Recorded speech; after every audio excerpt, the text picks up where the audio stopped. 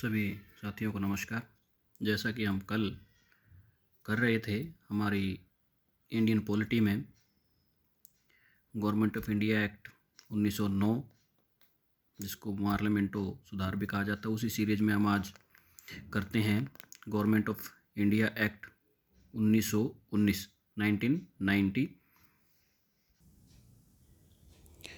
1990, जो ब्रिटिश सरकार 1909 के बाद 1919 में भारत के राज्य व्यवस्था को कुछ सुधार करने के लिए, बदलने के लिए लेके आई थी। तो इसका निर्माण 1919 में किया गया, परंतु इसको लागू 1921 में किया गया। और इसको बनाने वाले दो लोग थे उस वक्त, जो मॉन्टेग्यू और चेम्सफोर्ड। इसलिए इन सुधारों को मॉन्टेग्यू और चेम्सफोर्ड सुधारों के नाम से भी जाना जाता है। मॉन्टेग्यू चेम्सफोर्ड रिफॉर्म्स, इनको नाम क्यों दिया गया? क्योंकि मॉन्टेग्यू उस समय भारत के सेक्रेटरी ऑफ स्टेट थे, जिसको हम राज्य सचिव भी कह देते हैं, और चेम्सफोर्ड जो उस वक्त थे वो हमारे वॉइस रहे थे। तो इसकी मुख्य बातें, इसमें मुख्य तौर पर 10 पॉइंट इसमें आते हैं, जिसमें सबसे पहला आता है कि इस अधिनियम के द्वारा केंद्र सरकार और राज्य सरकार के जो कानून बनाने के विषय थे उनको अलग अलग कर दिया गया था कि अब केंद्र सरकार इन पर्टिकुलर विषयों पर कानून बना सकती है और राज्य सरकार इन पर्टिकुलर विषयों पर कानून बना सकती है, जो व्यवस्था हम आज भी हमारे संविधान में देखते हैं। और यही व्यवस्था आगे एक्सटेंड की गई 1935 के अधिनियम में। तो इसके दूसरी बात, इसमें राज्य सूची में जो सुधार थे, राज्य सूची में जो विषय थे, उनको 2 भागों में विभाजित कर दिया गया था, केंद्र सूची और राज्य सूची। ठीक है, इसके बाद इसमें राज्य सूची में जो विषय थे उनको भी आगे 2 भागों में विभाजित कर दिया गया था।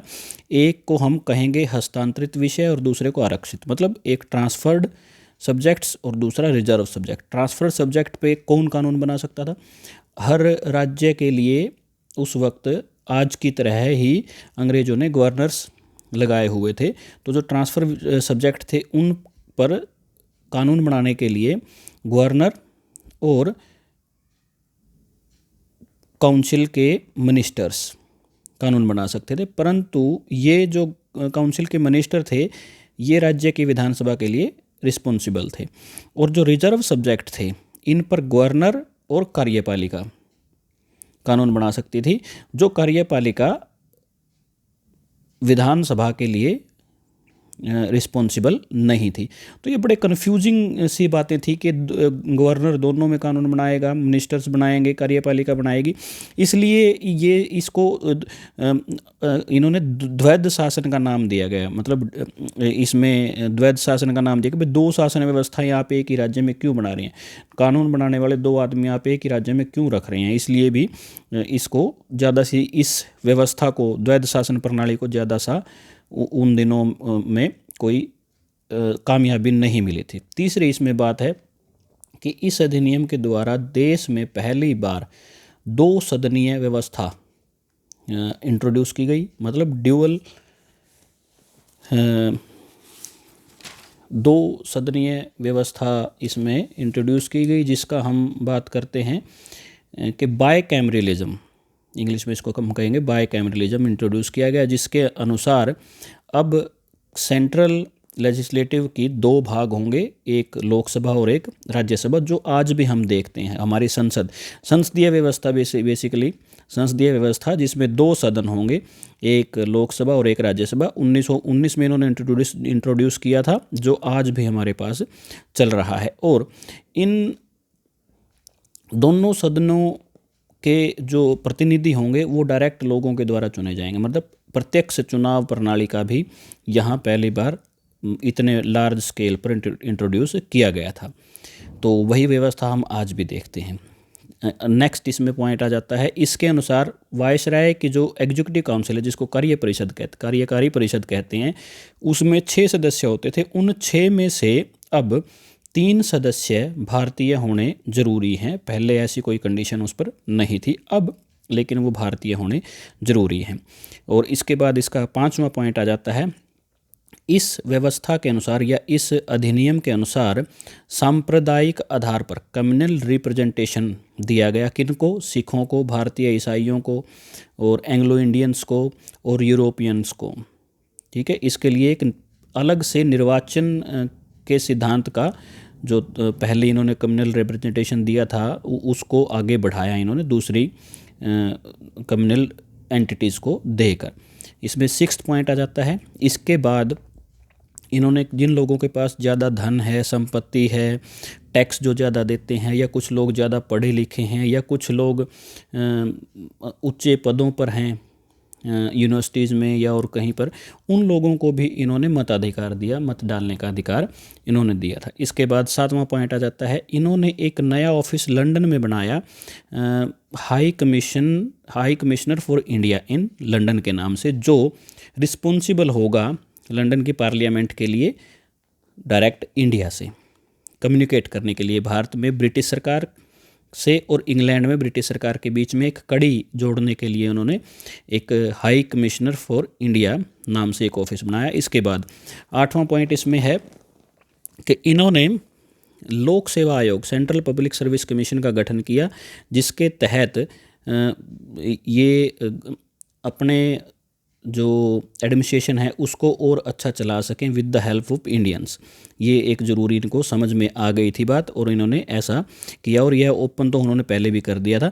और ऐसा पहला लोक सेवा आयोग जो था सेंटर का, वो 1926 में बना था। पहला लोक सेवा आयोग सेंटर की तरफ से 1926 में बनाया गया था। नेक्स्ट इसमें आ जाता है 9वां पॉइंट। अब इस एक्ट के द्वारा पहली बार केंद्रीय बजट और राज्य के बजट को अलग अलग कर दिया गया था, और अब राज्य की सरकारों के पास भी यह अधिकार था, राज्य की विधानसभाओं के पास भी अधिकार हो गया था कि वो अपना बजट खुद डिसाइड कर सकें।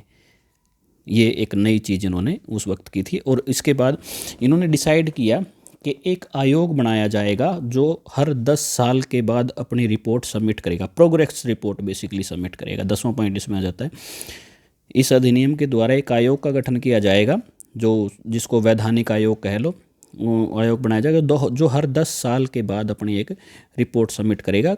और वो रिपोर्ट का क्या काम होगा कि हम भारतीयों को उनके संविधान बनाने में मदद करेंगे, बेसिकली इन्होंने ये कहा था। और इसी आधार पर बात आ गई थी साइमन कमीशन की या साइमन आयोग की, जो इसी के आधार पर उन्होंने रिपोर्ट दी। तो साइमन कमीशन का गठन नवंबर 1927 में किया गया, परंतु होना कब चाहिए था? 1921 में लगे थे, तो 1931 में इसको आना चाहिए था आयोग ने अपनी रिपोर्ट प्रस्तुत करनी। लेकिन बड़े मिस्टीरियस वे में इस कमीशन ने 1927-28 में ही अपनी रिपोर्ट पेश कर दी, 2 साल अपने टाइम से पहले ही।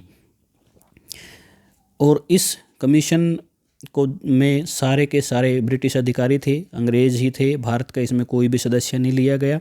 और इस रिपोर्टों के अनुसार जो भी फाइंडिंग्स पाई गई, उन सब फाइंडिंग्स से और ज़्यादा भारतीयों को दुख इस बात से था कि इसमें कोई भी भारतीय सदस्य नहीं है। इसलिए साइमन कमीशन का विरोध किया गया, नारे लगाए गए, go Simon back, go Simon back, इस तरह से नारे लगाए गए।